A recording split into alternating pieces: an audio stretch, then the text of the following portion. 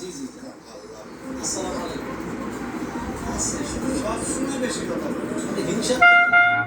জানি না তো বেশি কথা বলে আলী ভাই। আমি চাইছিলাম যে আমার ওই ফ্রিজটা নষ্ট হয়ে গেছে কয়েকদিন ধরে বউ হাড় করতেছে আর আপনি তো জানলাম আমার ছোট ছোট ইন্টারনেটের মহিলা আবার কি সরাসরি দিয়ে বানাইছে না ফ্রিজ ঠিক করো ফ্রিজ ঠিক করো ফ্রিজ ঠিক করো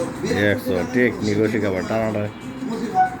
দোকানে যা দাম বললাম যে 8,000 টাকা দেয় আমার ঈদের আগে থেকে 2,000 টাকা দিলাম গরুর লেগে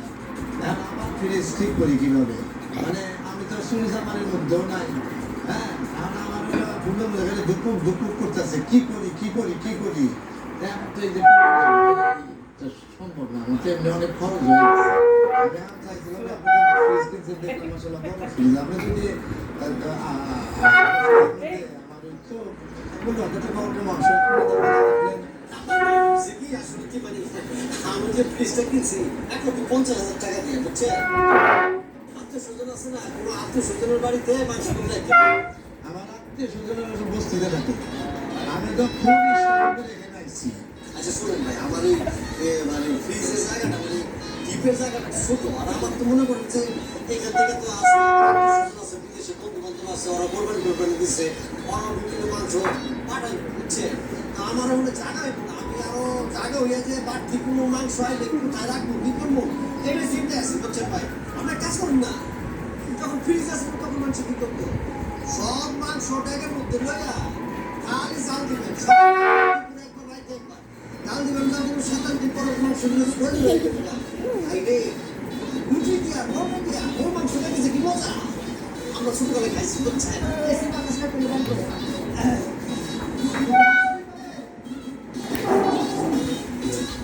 মানুষ যে এত খারাপ হয় শুনে যাবে এত বড় একটা ফ্রিজ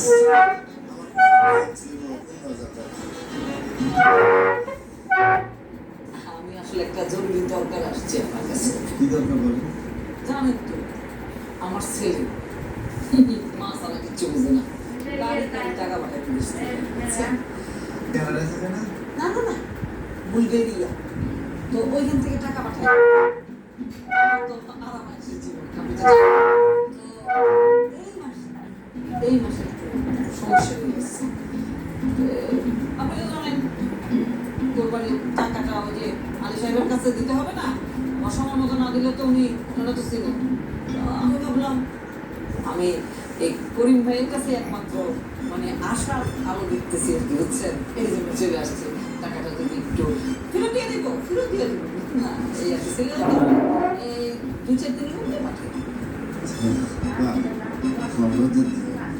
এখন অবস্থাটা এমন সময় কঠিন হয়ে গেছে পারতেছি আমি জানি